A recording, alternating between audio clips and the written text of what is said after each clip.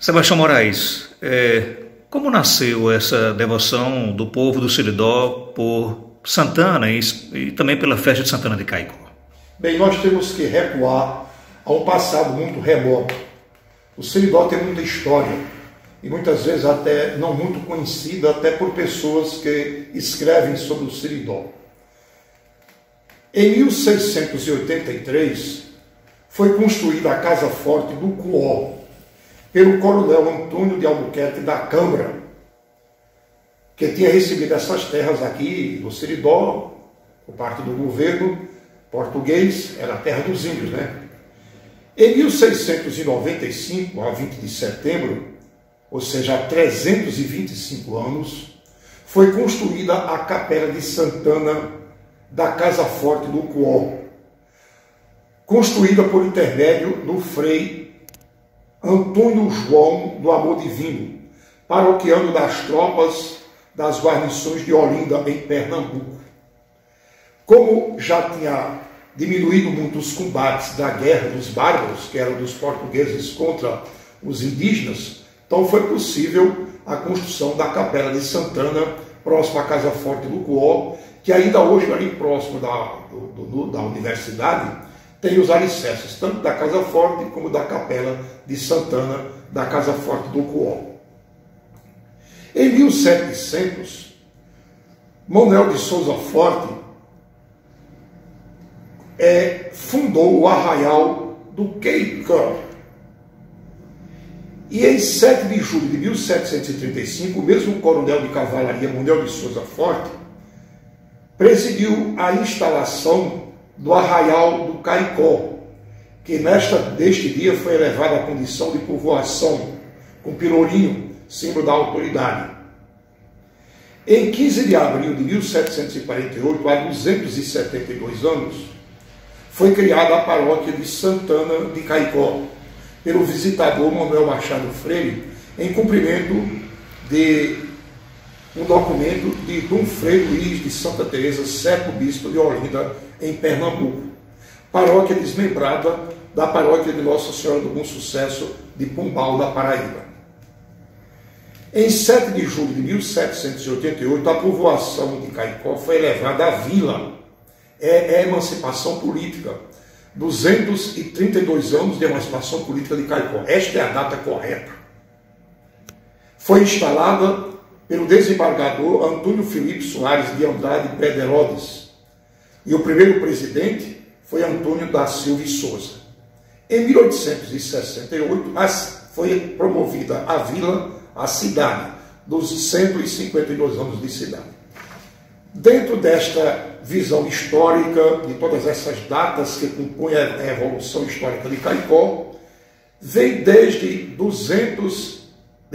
325 anos a implantação desta devoção a Santana com a construção da Capela de Santana próxima à Casa Forte do Cuó.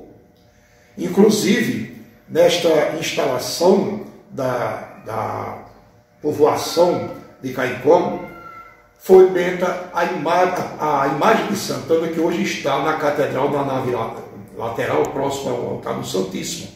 Foi feita nessa época, aquela imagem da capela. Depois, quando foi criada a paróquia, foi escolhido aquele local para a construção da matriz, que hoje é a catedral, e a imagem de Santana veio para lá. E a capela, lá do Penedo, passou a ser Capela de Nossa Senhora do Rosário, que a partir de 1752 começou a ser celebrada a festa e depois veio para a matriz. Então, estes 325 anos da construção da capela é realmente muita história de devoção a Santana aqui no Seridó, que se perpetua através das gerações e gerações. A festa de Santana está na alma do seridoense. O capitão Mó Cipriano Lopes Galvão de Currais Novos, que é meu sexto avô, ele era lá da fazenda de Currais Novos, ele tinha uma casa em Caicó, anualmente ele vinha para a festa em Caicó. Depois ele construiu a Capela de Santana, que é de origem a Currais Novos. Quer dizer, tudo começou em Caicó. De Caicó, depois havia outra Casa Forte em Jardim de Piranhas, depois vem a Capela de de Serra Negra do Norte, depois vem a capela do Acari.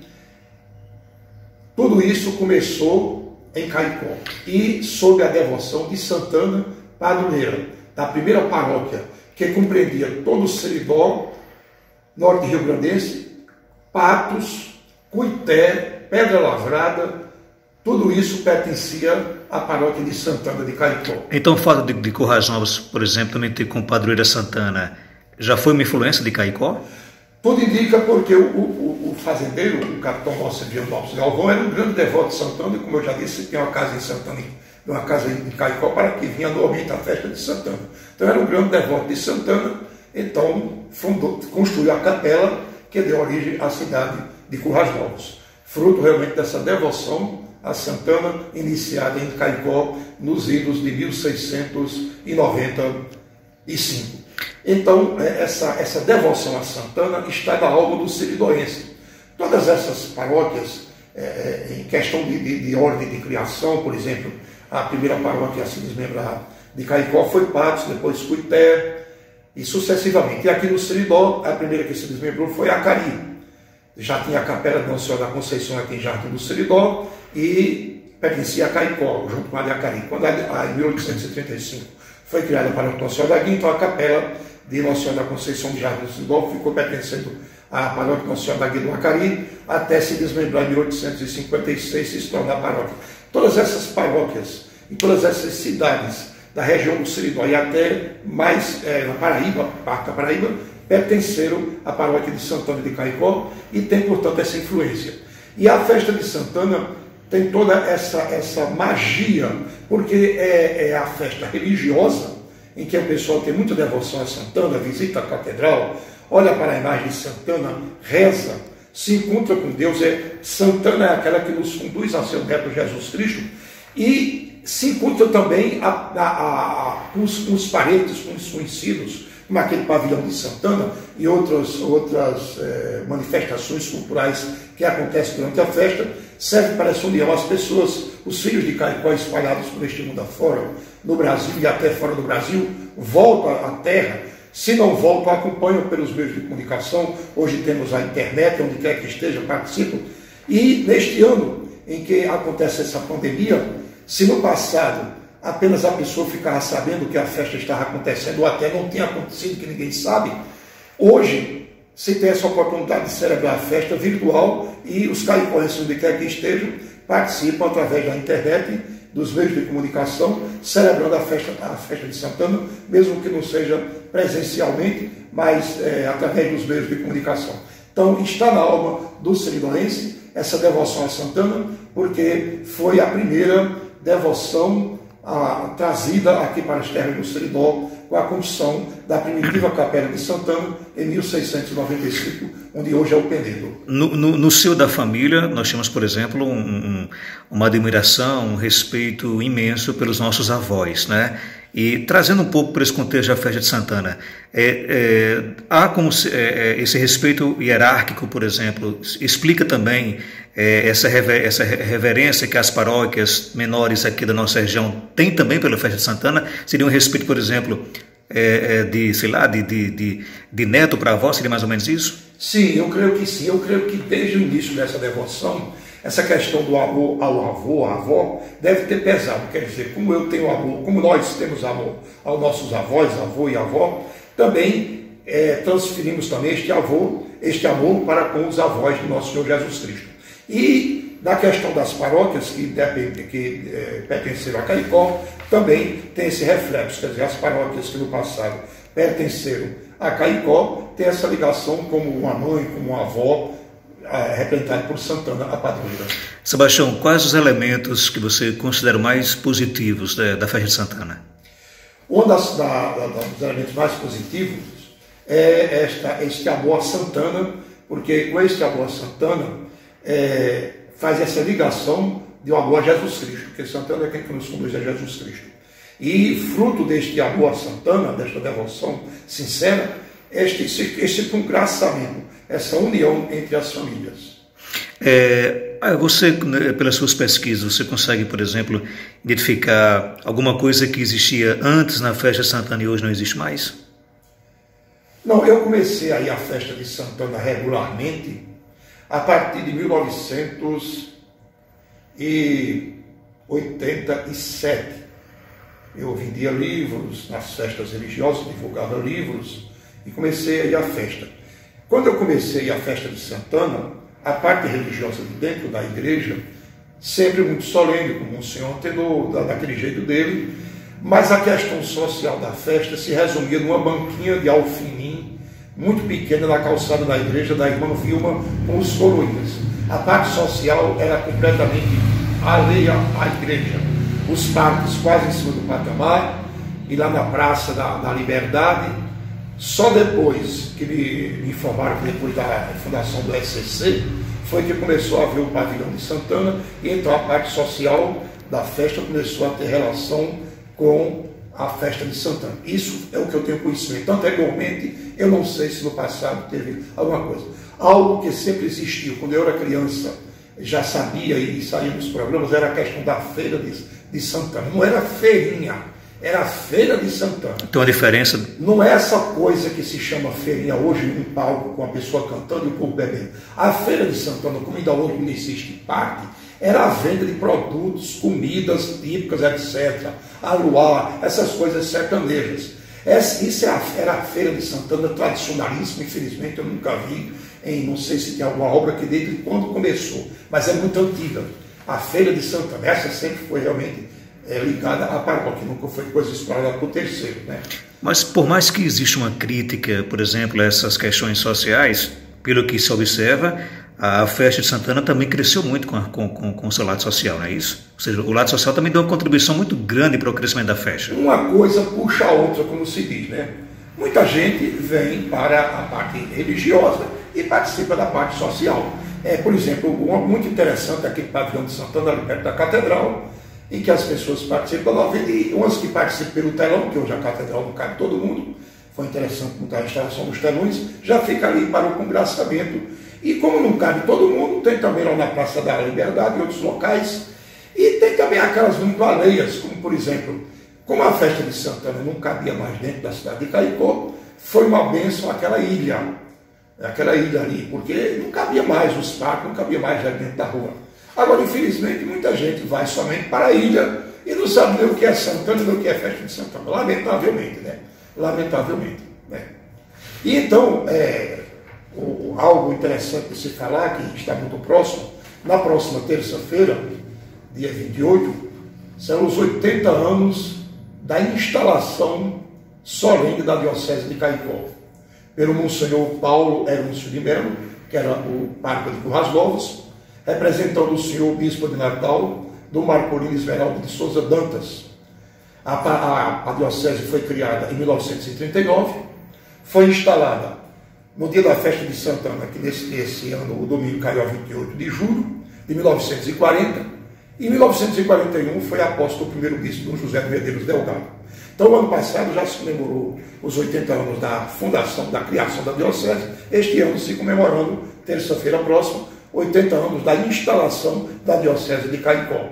Dom Marcolino ficou como administrador diocesano, era o bispo de Natal, que se tornou arcebispo com a criação da Diocese de Mossoró e da de Caicó. Natal passou a ser província eclesiástica, com a arquidiocese, a Diocese de Mossoró e de Caicó, e ele, o arcebispo, passou a responder como administrador apostólico até a posse de Dom José de Medeiros Delgado, o primeiro bispo de Caicó. Como é que você enxerga, por exemplo, você acha que depois que a festa de Santana se tornou um patrimônio histórico e imaterial do nosso Brasil, foi um ponto positivo? Se esperava que depois, por exemplo, desse título conquistado, o próprio governo federal investisse mais na festa? Você não acha que esse é o objetivo? Qual a sua leitura com relação a isso? Eu acho que precisava mais investimento do poder público, né? Inclusive nessa questão de cultura, nessa questão de... Hoje, muitas vezes, há pouco investimento nisso e muitas vezes há pouco também até visão da parte das próprias autoridades, da própria cidade, procurar isso, né? E, por exemplo, nós temos aqui uma riqueza imensa no Seridó, que é o corredor turístico do Seridó, inclusive aproveitando essas fazendas com seus engenhos antigos, tudinho, lamentavelmente se deixa essas coisas como o engenho da Palma, por exemplo, se acabou. Quer dizer, eram coisas que podiam ser preservadas para trazer turistas para ver a nossa história. Nós vemos através do meio de comunicação, ou quem vai lá, na Bahia, em Minas Gerais, tanta coisa preservada, até mais nova do que as daqui do Seridó, que nós deixamos se acabar. Então, tanto eu acho que podia haver mais investimento de lá do governo, dos meios, seja do Estado, seja do federal, de qualquer órgão que esteja ligado a isso, a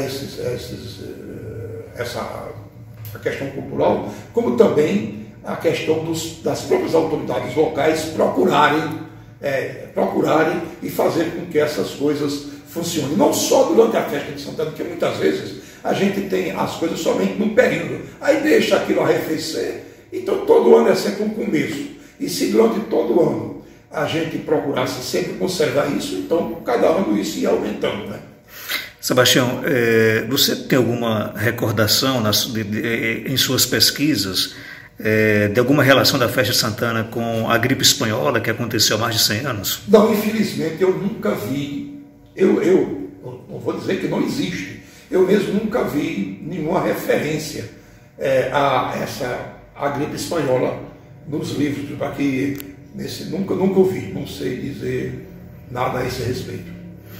Como é que você classifica? Inclusive, a própria Diocese de Caicó chegou a discutir até a possibilidade de adiar a festa de Santana, mas acabou por bem aí celebrá-la na mesma data, dentro dessa pandemia, nesse caráter virtual. Você acha que foi uma decisão acertada? Eu achei que foi uma bênção. Só o Espírito Santo pode ter iluminado o senhor bispo, o pároco, o senhor bispo Antônio, o pároco, o padre Alcivan e toda a equipe, que realizou a festa dessa maneira. Eu acho que a festa não deve ser tirada do tempo e deve ser celebrada como puder. Então nós temos essa grande riqueza, essa grande oportunidade dos meios de comunicação transmitirem. Então eu acho que foi um modo muito certo de ter celebrado a festa neste mesmo tempo, desta maneira virtual.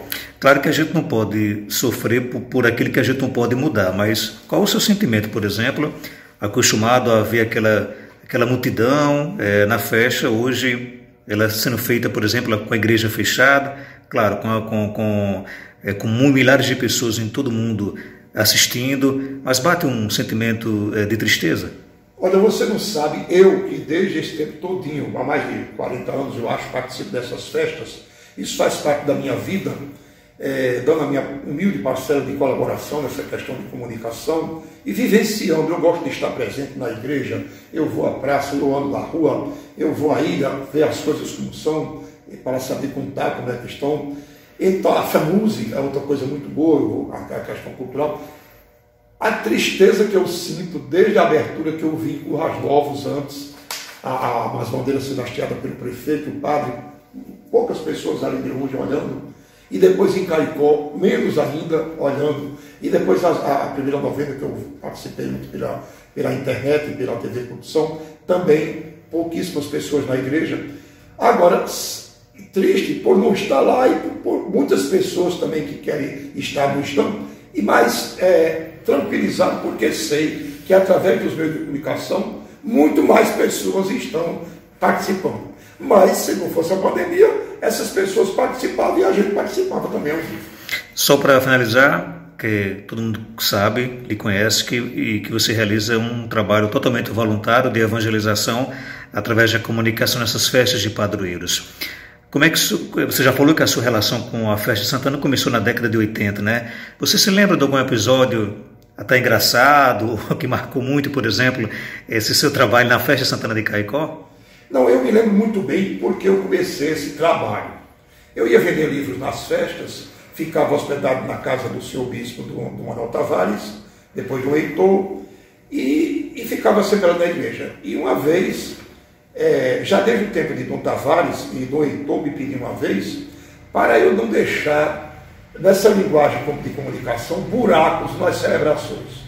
Do Heitor dizia, se ninguém diz nada e para de cantar e para de falar, o rádio ouvinte, na televisão, na internet não, mas o rádio ouvinte vai ligar, acha que terminou. Você fica dizendo alguma coisa, fica dizendo algum comentário. Então eu comecei a fazer esse trabalho voluntariamente, sem nenhum interesse, sem ganhar nada, e pego meu carro, boto gasolina e vou, graças a Deus, e antigamente eu me hospedava lá pela casa da paróquia, mas hoje tenho parentes em Caicó, eu me hospedo na casa dos parentes da minha esposa, e então faço com todo gosto esse trabalho, visando dizer alguma coisa para os ouvintes ou para os telespectadores, divulgando, por exemplo, essa questão histórica que muitas vezes não é divulgada, essa questão histórica, datas, etc. E não é como questão de promoção pessoal. E como eu acho que o melhor deve se levar para Deus, o melhor. Então, por exemplo, se você vai jogar futebol, você vai de calção, você vai de meião, você vai de chuteira. Se você vai a uma festa num clube social, você vai à Câmara Municipal, você vai de paletó e gravata. Então, por que é que para a festa de Santana, que é a padroeira, ou para a festa de qualquer santo, você não vai com a sua melhor vestimenta que você pode ter? Não é? Você veja que o padrão da Globo exige que os apresentadores estejam, não só da Globo, mas das demais emissoras de TV, estejam de paletó e gravata. Eis aí o sentido de ir com essa roupa, porque para Deus se oferece o melhor. Então, se eu vou para a festa, se eu vou para uma reunião da Câmara, uma coisa de paletó e gravata, então por que é que eu vou de camiseta para a missa solene do padroeiro ou da padroeira?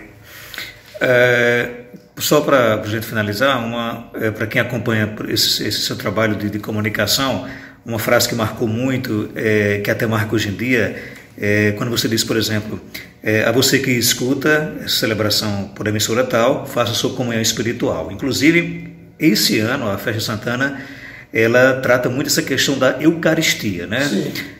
Como é que você, por exemplo, você acha que com essa pandemia, muitos católicos estão ausentes fisicamente da Eucaristia? Sim. Essa ausência, ela pode até, por exemplo, ajudar as pessoas a dar mais valor à Eucaristia? Porque muitas pessoas vão para a missa, comungam, sem nem sequer saber que estão comungando, né? Justamente, Então, eu creio que esse desejo de comungar, isso realmente pode ser positivo. Eu quero comungar e não posso. Então, por isso que eu não perco a oportunidade de dizer isso, porque a comunhão espiritual existe até a oração própria, mas como todo mundo não tem, é esse desejo que você tem de comungar. Então, já a comunhão espiritual. Então, infelizmente, ontem não disseram, mas na primeira da missa de abertura disseram a comunhão espiritual. Quer dizer... Se você estivesse lá, você tinha dito. Eu teria dito, eu faço todo esforço. Às vezes já estão cantando, mas eu vou por detrás do microfone e digo, para lembrar, o rádio ouvinte ou o telespectador tem direitos de ouvir, de ver. Então eu vou e lembro essa parte.